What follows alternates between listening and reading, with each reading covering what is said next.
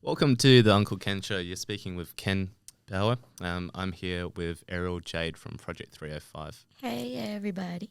Hello.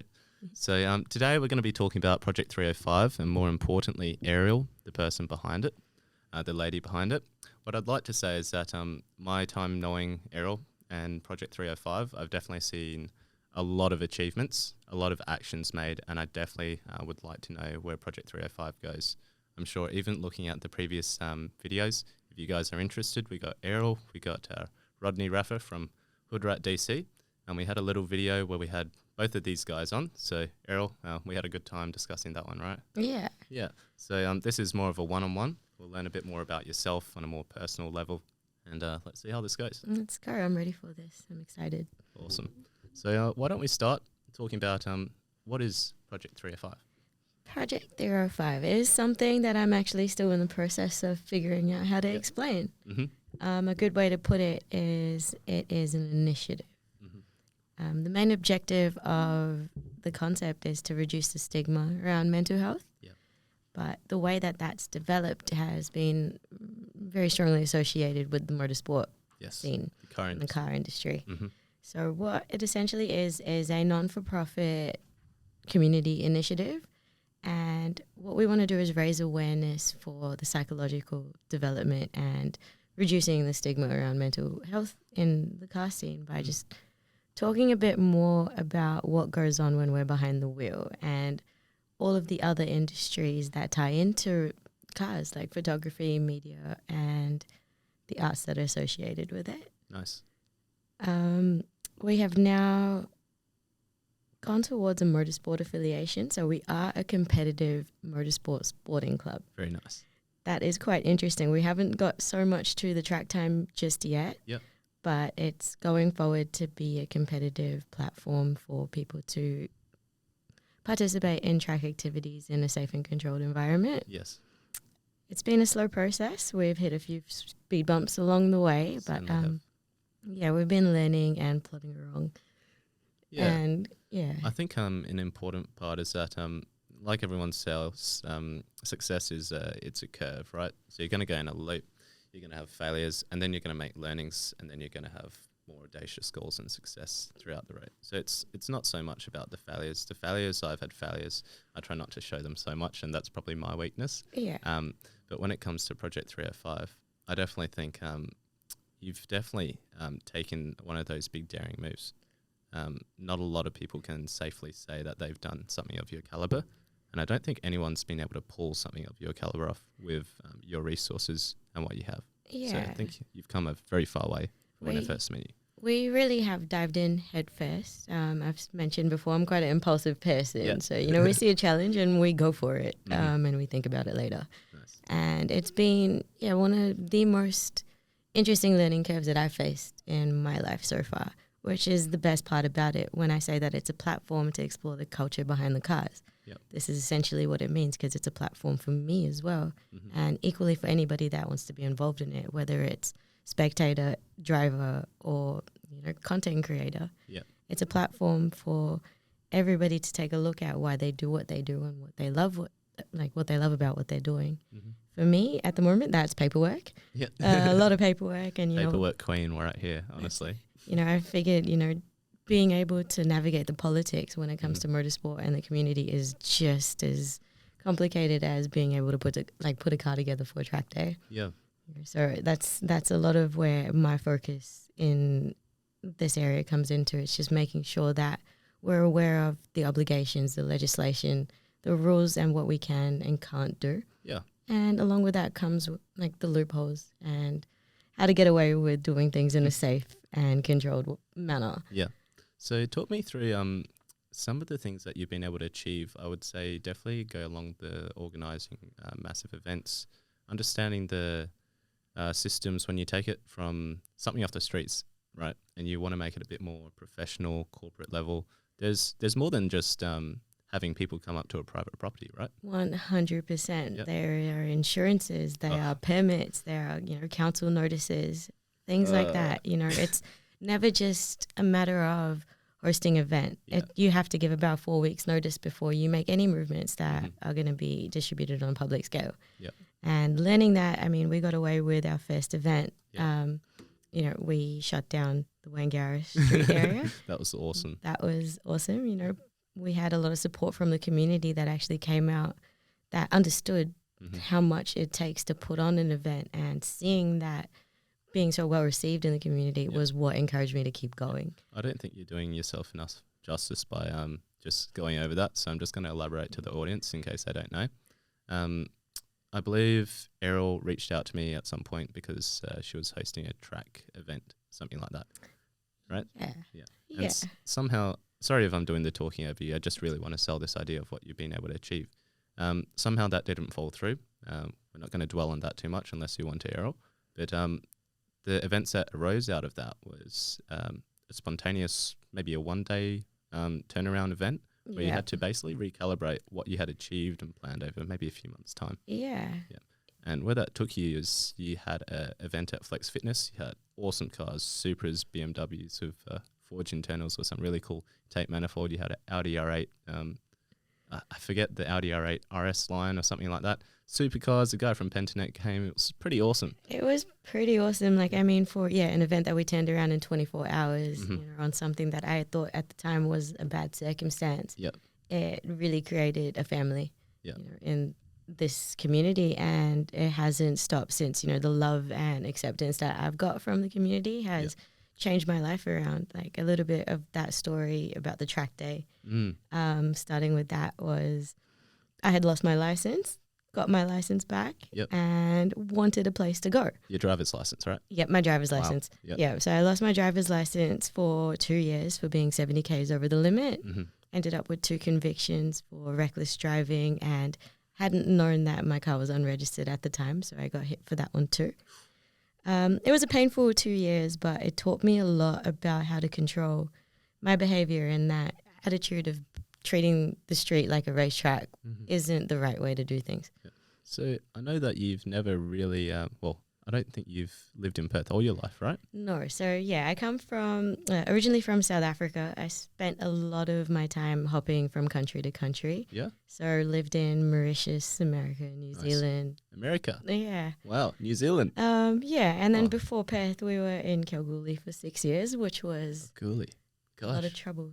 Was there anything up there? No. No? Super pit. That's about it. Sand pit. Okay. You know, like, I think, a lot of my life I was kind of just thrown around, like, following my parents, really, and just having to fit myself into where we were at the time and learning how to merge my identity with different communities. Yeah. And, you know, obviously that gets to a point where as a teenager, you get tired of it. And instead of learning how to fit in, I learned how to rebel, and I learned how to stick up for yourself. That's it. And also, in a way, not be afraid of being different and not be afraid of challenging rules and boundaries and taking on big challenges. Yeah. So when the opportunity, like booking a track day, presented itself, I thought, you know, that just makes sense. You know, if I can't do it on the street, let's just walk in and get the raceway and we'll go from there. Yeah. Now, a lot of my time, I'm a very emotional person. Like, I wear my heart on my sleeve. Something that I struggled with moving around was, you know, when you lose that sense of family leaving your hometown. I don't have any other family in Australia. I've got my parents and my younger brother. And, you know, after we lost our connection to our family back in South Africa, it was almost like we lost our connection to the recreational side of, you know, just hanging out or having your cousins around or having the family that you had grown up all your life with just available. Yeah.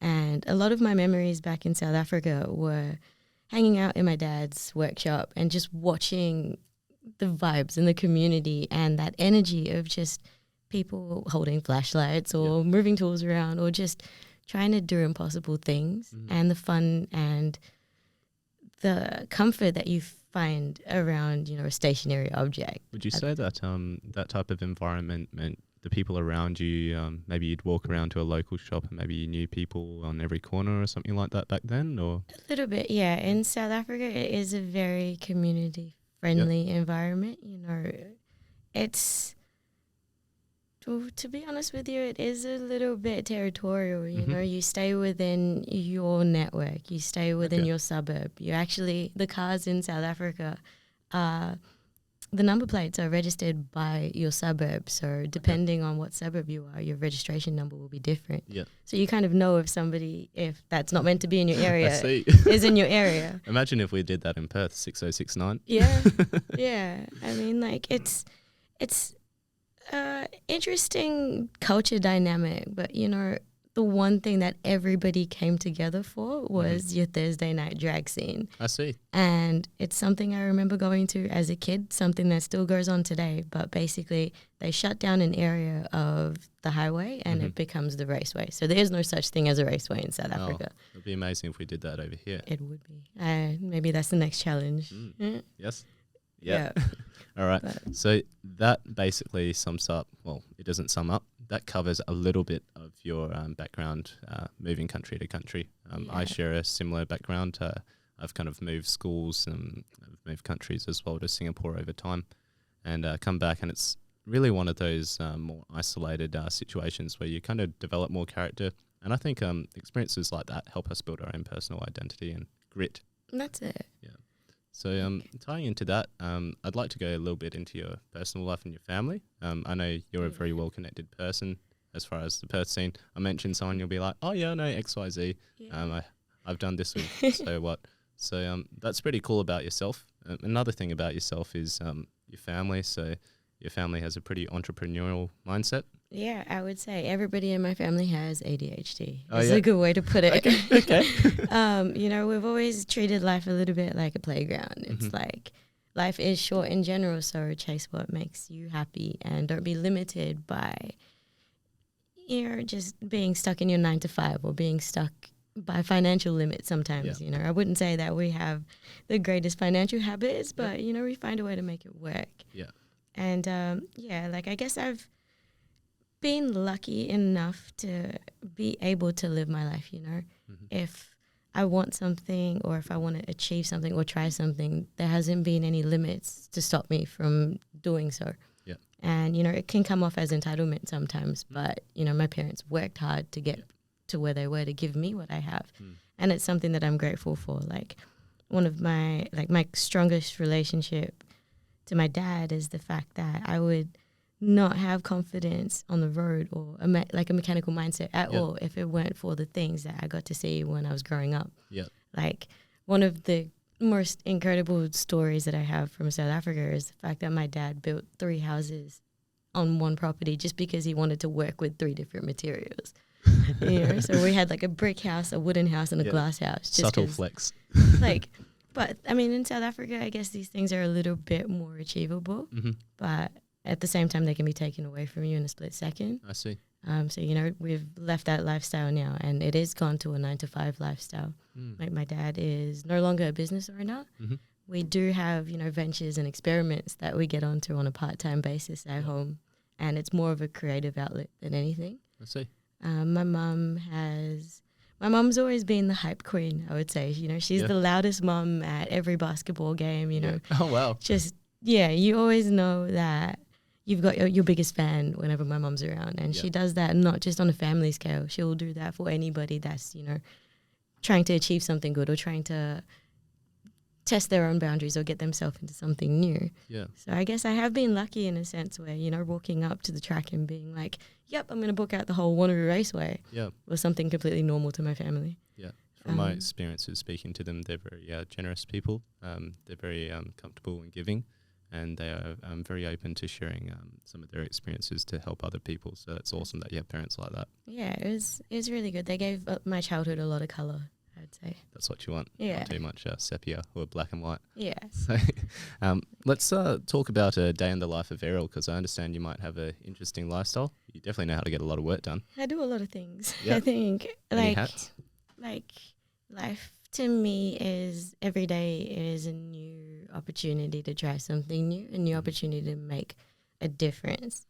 Like I think I am very tunnel vision on the fact that we only have a certain amount of hours on this planet. We only have a certain amount of interactions that we can make and like an impact that we can leave behind. And, I haven't done that in all of the right ways all of the time. Mhm. We all learn from these things, but I think, a big part of how I wake up every morning is I ask myself what I feel I'm comfortable with doing today, whether that's art, whether that's engineering, whether that's cars, whether that's admin. It all finds a way to merge back in together Mhm. into the cause, but I do treat every day like a blank canvas. Nice. Yeah, it's quite like it's new. I do come from an accounting background. Yeah. So, breaking out of numbers and having to do the same thing over and over again Yep. and taking on that's the way that I want to live my life is new, but I'm obsessed with it. I'm in love with every day. Yeah, definitely. And a big part of what you're trying to achieve with Project 305 is the mental health edge. So could you see yourself going to other industries, not just cars? I really I think just most recently I had the idea of actually going towards TED Talks. Oh, nice. Maybe not being the one that is behind the microphone right now, but definitely on that scale of raising awareness, sharing a message, and ripping the filter off of things. Life is genuinely too short to think about social conformity. That's where I'm coming from. It's like whether I'm an example of how not to do things or how to do things doesn't make a difference to me. I see. Yeah. Any statements on people in motorsport as a whole as an industry, maybe in WA or Australia? Motorsport has been interesting. So being somebody with no experience in motorsport, most of my background comes from street racing. Yeah. So finding out that motorsport can be legal and let alone recreational other than, an adrenaline-packed Thursday night of dangerous racing is something that I'm sure is as equally new to motorsport as it is to me, like learning how to bridge the two communities, like your JDM street scene and then your Formula One Grand Prix. It's we all have a passion for that dopamine hit, that adrenaline rush, that, ethanol smell. Yeah. Excitement. But it confuses me how the community is so divided at the same time. So I think as well it confuses motorsport itself that they haven't picked up on that. We're talking about 70-year-old, 80-year-old Rotary clubs that are now meeting, your Myri bubble tea mates. Oh, yeah. So merging those two communities is the platform that I'm focused on and investigating actively. It's a learning curve. It's something that we all need to do in a way together, and it takes everybody coming together to be part of it. I think that's a really I think Rodney, Ariel, we're all very privileged to be in a position where we have the ability to move crowds with a press of a button or with the wave of a wand, really, using our phones and devices.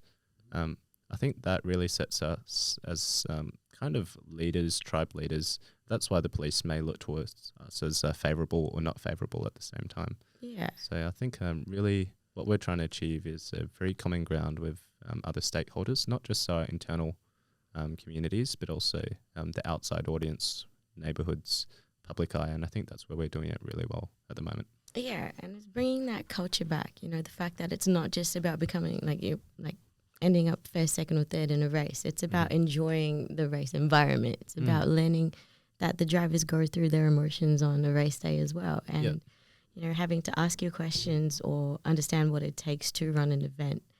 It's easier to show up and pay $10 at the door, but no one realizes there are 15 to 30 volunteers out there making sure that everybody is safe to put on a show. That's very true. I think the margins on human labour and the financial means, especially in this town, aren't the best at the moment. So I definitely think more funds could be allocated towards the car community, whether that's a government or a private initiative. I think we definitely need to be looking at the market with Perth because as far as my opinion, I think it's a very easy avenue to exploit, which is dangerous, but also a very easy avenue for someone to get into if they're really passionate and try and make an impact in some way, shape or form. And that's it. And you also see the emotional curve when you're participating in motorsport for a recreational or emotional outlet and, the slightest thing could go wrong on track and you've got an $8,000 bill to fix at the end of it and you're starting this loophole with yourself, and it's like you get that 15 minutes of adrenaline and that rush where everything is worth it. Yeah. And then you have 4 to 6 weeks where you're sitting there like, how do I get that feeling back again? What is up with not having racetrack insurance in Australia? It doesn't exist, right? So racetrack insurance, no. So there is public liability insurance to cover you if somebody gets injured. But no, there is nothing that can do Nothing for to your fix your asset that car. you're driving. No. Wow. There's a Like market this. opening. Definitely. Yeah. Definitely. We're running low on time, so we've got around 4 or 5 minutes left. So let's bring it back to the cars, right? Well, we've been talking about cars, but I'd like to bring it back to the cars. That's why we're all here. That's how we started anyway. We're here for the people. So what is your favourite car, Ariel? My favorite car is my stock 86. Yep. Just because it is my canvas. It's my creative outlet. Nice. I cannot part with it no matter how much I hate it or how much I love it. Mm-hmm. I haven't driven it in 6 months. Love, hate. Yeah. It's my baby. It's my first asset. It's the most consistent part of my life over the last few years. Yeah. You know, having moved so many times, it's something I can genuinely call mine, and I'm attached. I will not let go. Would you say that's your dream car? Yes. Yes? Yeah. Awesome. Because, you know, I dream about it half the time, whether it's a nightmare or not. But And what would be the style that you would put your car in? very uniquely myself. That's the one thing I love about 86s, that you can't find one that's exactly like another. That's true. There's a lot of aftermarket modifications, but even yourself, you're working on some things. Yes. You want to share the crowd? So we're looking at turning my car into your ultimate little car meet car. Yep. So that includes, you know, having a PA system in the back and a PlayStation in the boot. Ooh. It is a very creative experiment. It'll probably change the second I finish it, to be honest. It's just an ongoing, but that's what I love about it. That's what I connect with the car the most, you know, having it like to be so, what's the word for it? Like Agile. But it varies. Yes. It varies. You know, you can have a different idea and it doesn't take you too long with an 86. Yeah. So let's wrap it up with that. Lastly, I always love to do a bit of a promo, a bit of a plug. So what's your Instagram, Ariel? My Instagram is @_project305 and my personal is Ariel Jade 86. Awesome. So yeah, it's not that I'm born in 1986. It is dedicated for my car. Don't want to give that message. Okay. Yeah. And any upcoming events that you want to plug? Upcoming events, I do think that August 28th, the pre-meet for Uncle Ken's biggest car show. There's going to be an event at DIY Garage finishing at 1 o'clock, is it? Yeah, finishing at 1 o'clock and then cruising around until we can head over to you. Okay, cool. Yeah. That'll be awesome. So what's the deal with the DIY Garage event? Is it open to the public? Open to the public. Yep. It is a competitive show and shine, but we are not doing your typical what's your fastest car, what's your best looking car. I want to see the car with most potential, the car with the most inspirational build, and I want to hear your stories. The biggest part for me for Project 305 is hearing why you love what you do and what it's done for you in the process. Awesome. Yeah. So apart from that, any other upcoming events that you want to bring to light? September 17th is pretty much the make or break point for upcoming track days for Project 305. We need a lot of help from the community to bring in the education, the training, and the safety measures to be able to host free track day events. We need 15 volunteers to go forward for what they call bronze assessment training. We have 6 so far that are qualified, so we are just short a few more. Okay. And what's the incentive of someone trying to get into that? How does it help them?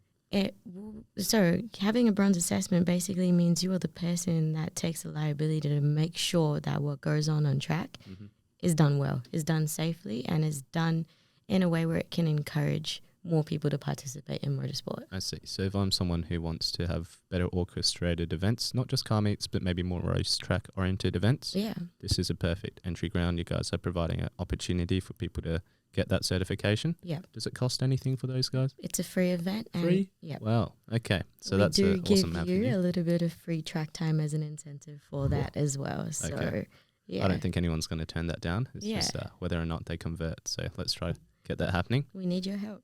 Awesome. So let's leave it with that. Lastly, we've got Uncle Ken's car show at I think it's August 28th, 3 to 6 p.m. Hopefully that goes to plan. If it doesn't get shut down, it's looking quite big. So make sure you attend Ariel's event at DIY Garage, Project 305. Thank you for coming on the show, Ariel. Thank you for having me, Ken. No worries. I'll see you later.